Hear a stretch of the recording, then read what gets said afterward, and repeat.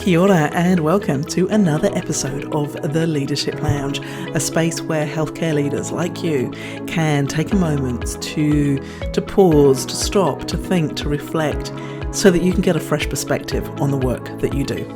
I'm Katie, I'm your host, and I've got a background of working over 30 years in healthcare, and I work with healthcare leaders and their teams to help them manage the demands and the complexity of the work so that you can feel supported, hopeful and excited about the stuff that you get to do.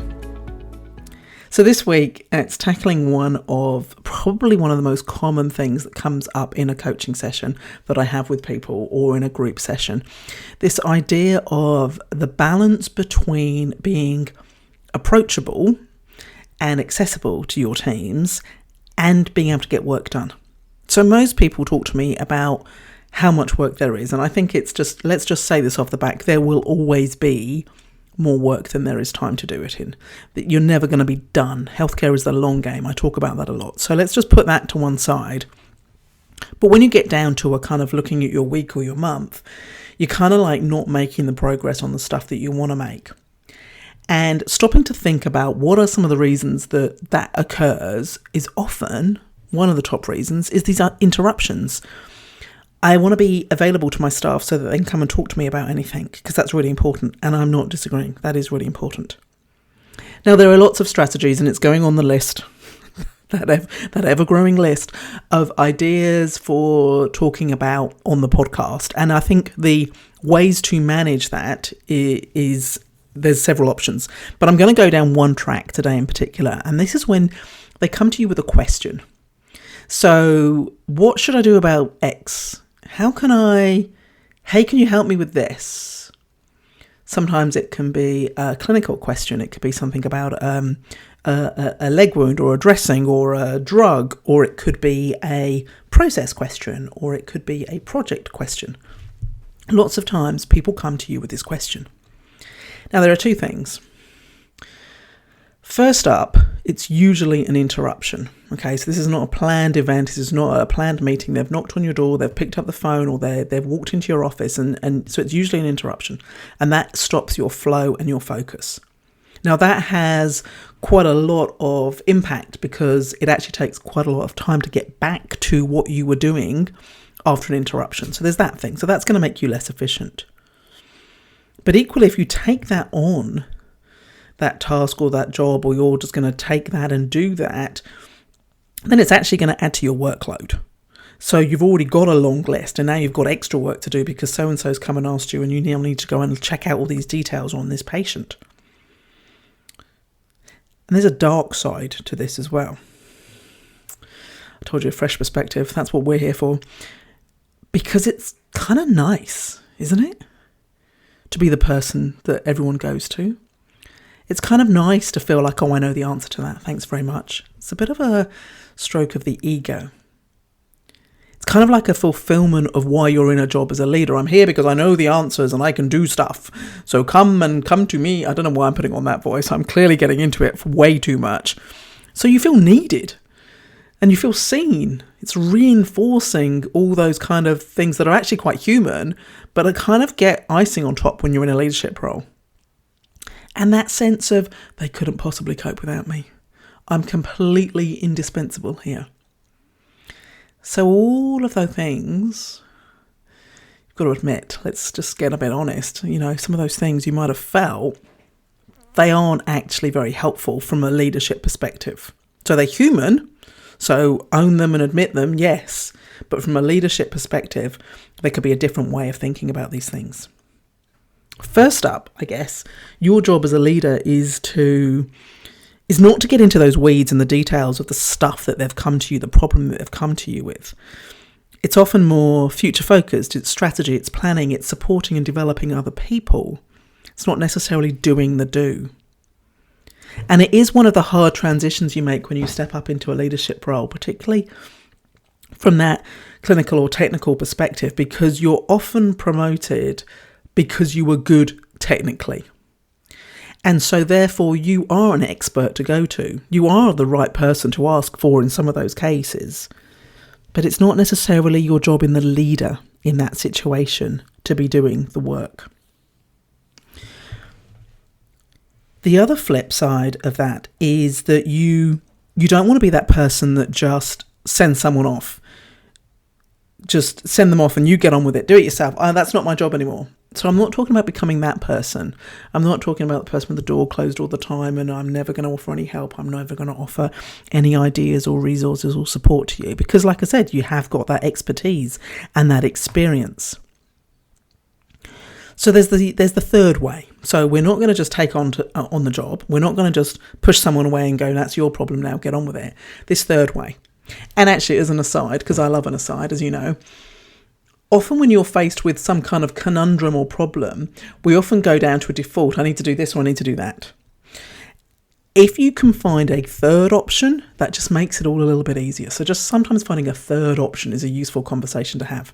So back to our conundrum today of being interrupted with a question, with a thing that someone needs some help with. What are you going to do so that you can actually help develop that person? So that you're empowering and engaging them, so that you're building their skills up. What are the ways that you can acknowledge their strengths, acknowledge where they're at, and then help them take a step further forward? So this is that way of thinking around developing, supporting, coaching people. This is a lot about becoming a coaching leader. Now, before you kind of, I'll tell you what, we'll go to these top 3 questions first, which is a useful kind of mental check that you can do. First of all, so someone's come to you with that conundrum. Hey, there's this patient with a dodgy leg wound, or there's this thing that I need some help with. Thanks, spreadsheet I need help with. First of all, ask, does this need to be done? And I think, in healthcare, or in any space really, we can often find ourselves doing stuff that doesn't necessarily actually need to be done. This connects very much in with understanding goals, priorities, vision, mission. What are we here to do? What's our purpose right now? Does this need to be done? We do quite a lot of stuff. Does this need to be done? That's your first question. Your second question is, does this need to be done now? And that's a bit about risk. It's a bit about priorities. It's a bit about urgency. Now, I think a challenge I will throw out here is that often, and I've been there and I agree and I've lived that and done it like this, so I've not cracked this by any means, is that there's a sense that everything is urgent in healthcare. Everything is super important. Everything is urgent. There's nothing I can deprioritize. And I think it's an interesting conversation to stop and go, does this actually need to be done by now? If I don't do this today, what will be the ripple effect? And I actually think that by default, we think everything is urgent. So we try and get everything done today, but we are human beings and we can't get everything done today. So some things naturally fall off and go on to tomorrow or next week. But if you haven't asked the question, does this need to be done now? How can we be sure that the things that fall off and get done next week or tomorrow are the things that could wait? So asking yourself, does this need to be done now, introduces this idea of what will happen if I don't do it. And it's a way of thinking about risk. What could be the ripple effect? Because sometimes the things that we put off actually have a bigger ripple effect and impact if we don't do it. And that's often around communication, can be one of those top things, often gets tied up with a lot of HR scenarios and situations. So sometimes the impact is bigger and you do need to do it now. But it's just a good check-in with something. Does this need to be done now / today? And then the third question. Does this need to be done by me? Is this something that me in the role I currently have, only I can do? It was a question I used when I stepped up into the nurse director role. I suddenly found my calendar completely awash with meetings.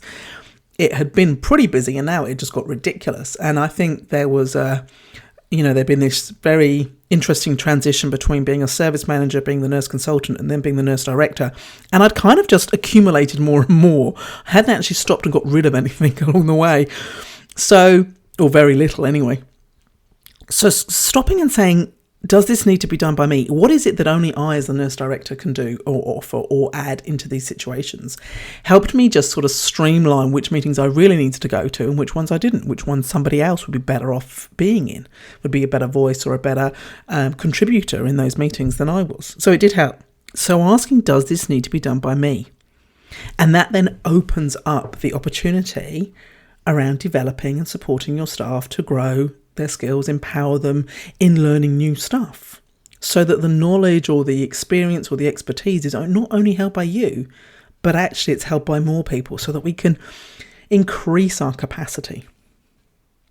Now, the couple of things to just think about that are great leadership attributes to foster as you're thinking like this is that you do need to drop the idea that there is only one way to do something. So if you've got particularly a good process around X, Y, or Z, and this is the way I've always done it, it might not be the only way it can be done. There might be some other nuances on it. And it can get really interesting when you're trying to teach somebody to do something, that if they're not doing it quite the way you are, a good example is if someone is left-handed over right-handed, they're going to have to change the way they do it. So you do have to drop that there is only one way to do something, because there is real creativity out there. There's real nuance and there's some great ideas. And if you're sticking to this is the only way it can be done, then you're just getting into a potential minefield. Now, okay, there is, of course, some ways that only some things should be done. Think about a lot of the safety measures around how we give drugs, all of that kind of stuff. I'm not talking about those things. I'm talking about a process or a way of doing something that you have developed that you think is pretty slick and pretty amazing. You now want everyone to do it exactly like you do. It's not the way it's going to work from this leadership perspective. And what challenging yourself on that issue forces you into this space of, what are we trying to achieve here? What is the outcome that we need? What are the safety margins? What is the risk involved? So you actually think a bit broader about what it is. And then you're actually in the phase of describing the boundaries and the edges to the person. So you're not going, here is the exact thing that you need to follow, with the understanding that there are some times where it does need to be the exact thing. But here are the edges. Here's the boundaries that you need to stay in. Here are the safety margins. Here is the things that we are trying to achieve and trying to get done. Think about it, there's lots of ways you can get a patient comfortable in bed, but there's not one way of getting a patient comfortable in bed. It's going to depend upon them and their bed, what surgery they might have had, how many limbs they've got, all of that kind of stuff. So drop that idea, or at least put that into that context, and then think broader about the outcome. All right then.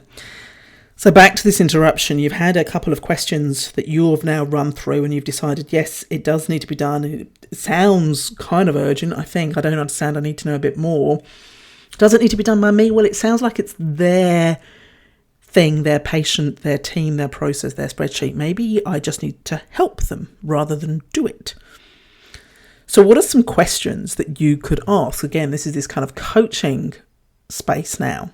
So again, remember, we're not just sending someone off, go and do it yourself, or find out, I learnt the hard way, go and do it yourself kind of stuff. That kind of thing that we so commonly do. One question you could ask is, what have you done so far? So this asks the person to pause and think and go, okay, how did we get to where we've got to? What have I done? Because it's then challenging them to think about if there was something they could have done. And they might have listed off a whole load of stuff. They could say, oh, I've got this. Could you come and, I don't know, I'm going to go down putting an IV cannula in someone. What have you done so far? And they could go, oh, I've not even tried. Or they could go, I've had a look and I can't see anything. Or I got the scanner. Or I've tried 5 times and they're beginning to get very impatient with me. So it allows you that space of creating that space of responsibility and accountability. If this is their problem, what have they done so far? And again, that can, I hope, translate into a number of different scenarios that you can be thinking of. The next question you can ask, and this can help with that idea of does this need to be done now and where does this fit, is what do you think the risk here is? So this is asking a different perspective here. It's trying to understand, why do they think this needs to be solved, and why have they come along to you now in person to help solve this? Another way of talking about it, in my experience, we're not brilliant at understanding and talking risk. I think it is something that is a really great skill to develop and learn. And I got really quite excited as I learned more and more about it. But what I found easy is a way to go, what's the worst that could happen here? People are a little bit more, I don't know, it seems a little bit more inviting to go, what's the worst that could happen here? And actually have a conversation. And I think this is a good point to think about how you ask the question. So if you go, what's the risk? You're kind of asking someone to know. It's a yes-no answer. It's a right-wrong answer. What's the risk? If you're inviting somebody, what do you think the risk is? You're asking for their perspective. You're asking for their input. You're asking for their consideration. Now, they might not understand all the nuances involved, and that's why they're coming to you as someone with more experience, more expertise, more knowledge, more skills, all of that stuff. And this is where you can then build that into a coaching conversation. Have you thought about X? What about that? Then the third question I'll leave you with for this kind of scenario is, what do you think, what is the real challenge for you here? Now, this is asking someone to, and this one has come from a book called, I've forgotten what the book is called. Oh, that's a bit embarrassing. Okay, it will definitely be in the show notes and in the links and all this kind of stuff. It's a very cool book. It's the coaching something, and I can't remember the that's so embarrassing.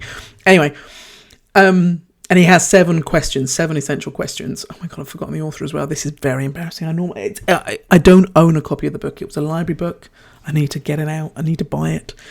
Sorry about that. What do you think the real challenge is for you here? Or what is the real challenge for you here? So with this question that I'm not claiming as one of my own at all, is asking someone to think about, okay, what is the help that I need? Where is my stuck point? Where is my barrier? What is it that I can't do next? And it's like, I have absolutely no idea how to access X. I don't know this thing around that. So they're being really specific about what help they need, because you could hear the scenario and go, oh, let's just go in and do, and you could kind of take over and end up doing everything. Fine. Jobs got done. But actually all they needed was a little pointer in one direction over something, or the name of somebody to contact. So what's the real challenge for you here can help you hone down what help is needed. So we've got 3 questions that could be useful in this scenario. What have you done so far? What do you think the risk is? Or what do you think the worst thing that could happen is? And then what's the real challenge for you here? So it's this way of shifting from dealing with your workload, which is already complicated, already overloaded. And yet, because you're an approachable, accessible leader, people are going to come and ask you things. And that's great. You don't want to ruin that. But you do want to be able to add in this element of how do you develop people. And there's that line around teaching. It's the thing about the fish. Give a man a fish and you fed him for a day. Teach him to fish and you fed him for life. There was actually, I did look up that quote, and there's a lot of different nuances on how that came about and things. But this idea is that you want to teach people to fish rather than just give them a fish. So rather than just fixing the job, you want to help develop and support. So what you're doing is you're empowering, you're giving them some new skills.